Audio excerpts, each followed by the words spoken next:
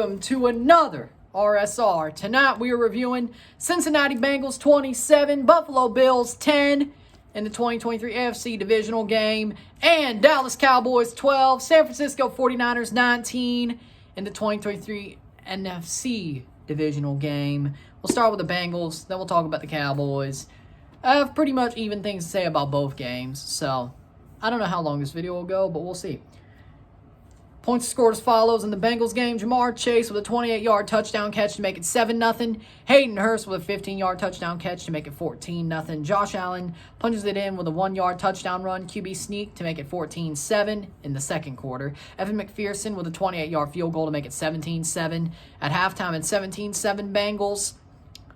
In the third quarter, Tyler Bass hits a 25-yard field goal to make it 17-10. Make it a 7-point game, one-possession game. Joe Mixon punches it in, 1-yard touchdown run, 24-10. Then in the fourth quarter, Evan McPherson ices it with a 20-yard field goal to make it 27-10. And that's the way it would end. Bengals win 27-10 over the Buffalo Bills in snowy Buffalo. And I'm not surprised. I said exactly what this game would be. I said that the Bengals would win this game if the Bills couldn't play a perfect game. They did not play a perfect game. The Bengals played a great football game. The Bills coasted, and it made them pay. The Bengals were all over them like white on rice on defense. Joe Burrow is him. Mixon was rumbling like a train. Hayden Hurst looked pretty good. Jamar Chase, he's always down there somewhere. Great team effort by the Bengals. The Bills, on the other hand, they were just meh. No defense whatsoever. Josh Allen was basically carrying the team. And in the end, nothing went their way. Josh Allen did not look that good. And as I said, very likely that the Monday Night Football game, Week 17, would have ended up similarly to this had it been played out fully. The Bengals are just the better team. And then if you look at the Bills, what happened last week was they were exposed by Skylar Thompson and the Dolphins. And it was like, I guess they are fraudulent.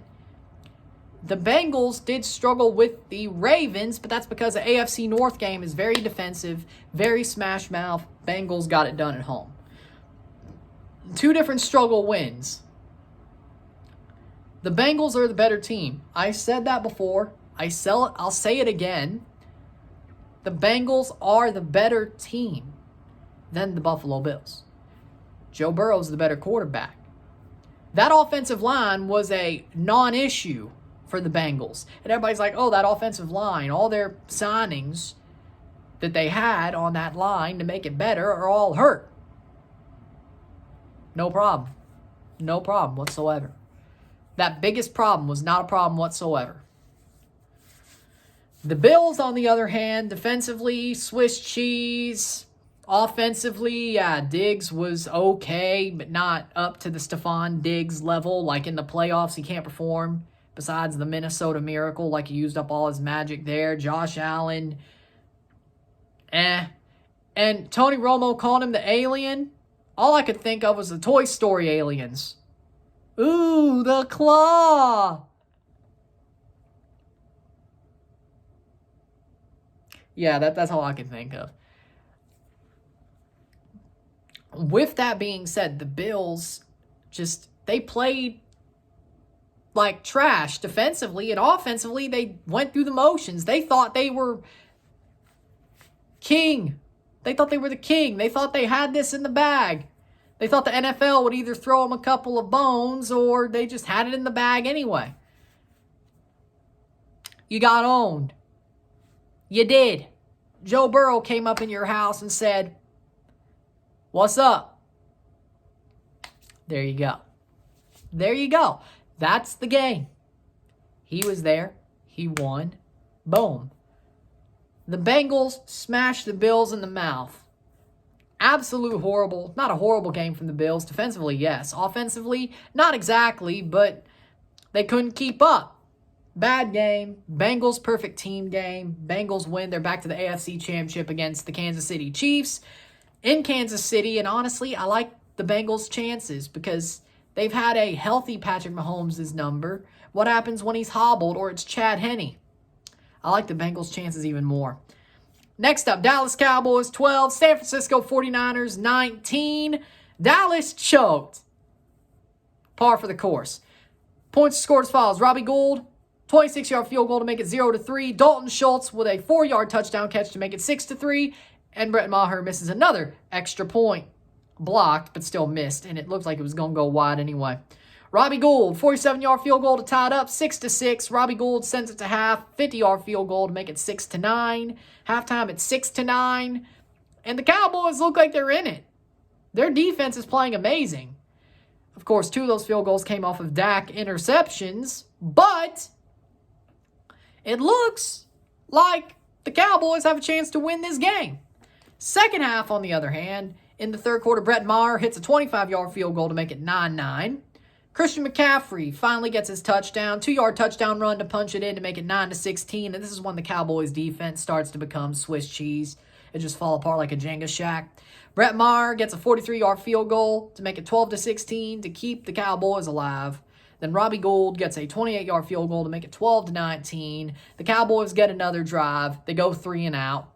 They get a stop, have a minute to do anything, and proceed to basically play footsie with the ball and do nothing to try to get that touchdown to win the game. Not even win, to tie it up, unless they went for 2 and made it. So, in the end, 12-19, the San Francisco 49ers get through by the skin of their teeth.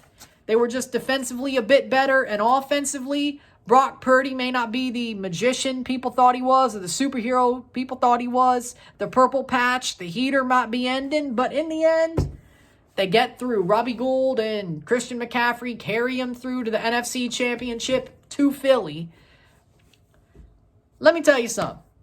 Dallas's defense for the first 3 quarters was amazing. There is no way that the defense in the fourth quarter would have allowed or got those 2 interceptions to end up just being field goals. The first 3 quarters, Dallas believed in themselves. They believed that they could win this game. They played some great defense, and they kept this team alive. I don't know what changed in the fourth quarter. I legitimately don't know. Because once that happened, and McCaffrey scored a touchdown, that drive, it seemed like it was basically kaput. It did. It did. Because the Cowboys just defensively gave up. And Dak, those 2 picks, in the end, were the turning point of this game. Because if they don't get those 6 points, that's 18, 17, 16, 15, 14, 13. They either win by 1 or it's tied. 19 minus 6, yeah, that is 13. So all the Cowboys would have had to do was get a field goal instead of a touchdown, and they would have won the game. Dak threw 2 picks that in the end, even if they were field goals, now look costly, because back 2 hours ago, back an hour and a half ago, it looked like, oh, those picks aren't that costly. They only ended up being 2 field goals. They can handle this. And now it looks, damn, Dak threw the 2 picks that had us lose this game. Legit. This one is on Dak Prescott. He bottled it. He choked. And then that last drive, what the hell was that? I don't know. That time they went for 4 verticals on 3rd down, when they needed to score a touchdown in the second half? No. I don't know what that was. I think that was on the same drive that the PI on CD Lamb happened. They tried to go deep again, 4 verticals, and yeah, you could say that was PI 2 on that one, but it wasn't. The Cowboys legitimately, and I mean legitimately, basically said, it is what it is. Sure. Dak Prescott handed the Niners that game on a silver platter, because defensively, yes, the Cowboys defense gave up in the fourth quarter, it kind of looked like. That's all I could say. But Dak threw 2 picks that ended up being the 6 winning points for the Niners.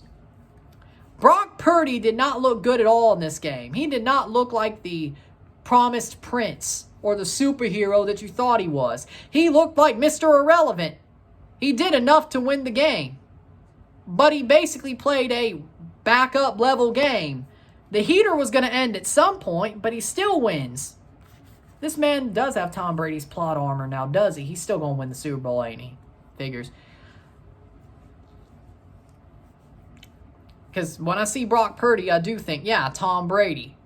When he became a starter, when he became a champion for that first year. Yeah, that's what I think of, because it's easy to make that comparison. And Brock Purdy's been playing at that level. I'm not taking anything away from him, but now, this game, he did not look like that superhero Brock Purdy. He looked like rookie Brock Purdy. He felt the pressure, and even against the Seahawks, he felt the pressure.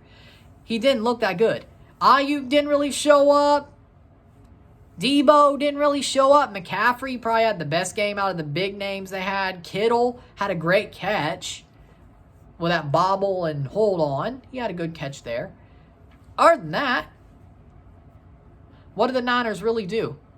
That you could say, hey, that was a good game. That was a good offensive game. Nothing really. Nothing really.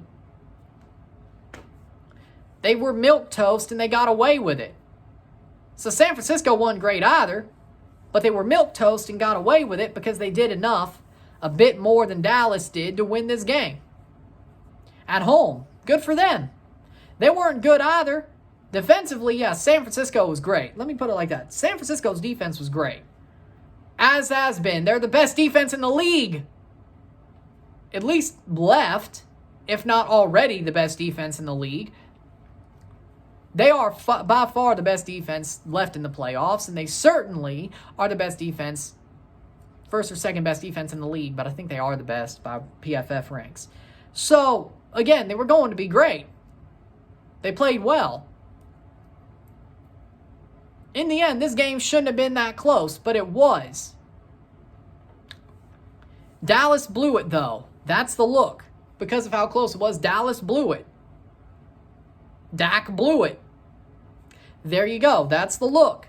It's not a blowout. That's the look. It looks like he blew it again against the Niners. In a very similar way, too, because the clock management on that last drive was absolutely horrible. Again. Jeez, I mean, both these teams kind of sucked tonight, and the Niners won the race to the bottom because they didn't hit the bottom first. So, by the way, I got the Cincy game right, Cincy Bills game right, called that one, 3-0 on my picks, said San Francisco would win, it would be close, but I said they would win. 4-0 on my picks. I got all 4 picks right in the divisional round, 4 for 4, 4-0. A great weekend for me. You love to see it. Yeah, at least I got all my picks right. There you go. The one game I wanted to get wrong didn't go that way, but it could have. With that being said, though, 4-0 on my divisional picks. We'll have more picks on Friday for the championship round. And then Sunday the game. Saturday I'll be off because there's nothing to cover. I'll be watching the Royal Rumble. Great for me. If there's any news in the middle of the week, I'll make a video about that. Kind of getting to the point where we do, but we'll see what happens. With that being said, if you like this video, like it, share, subscribe. You know what it is. Tell your friends. Hit that like button. Hit that subscribe button. Hit that bell notification. Want to subscribe. Send super chats on the live streams. Comment on this video. Put us in play. Share with friends and family. All that great stuff. Again, if there's any news in the middle of the week, I'll see you then. If I don't see you till Friday, I don't see you till Friday for the conference championship predictions. But whatever it is, I'll see you then. I'm Ryan and I'm out. Peace. Let's go.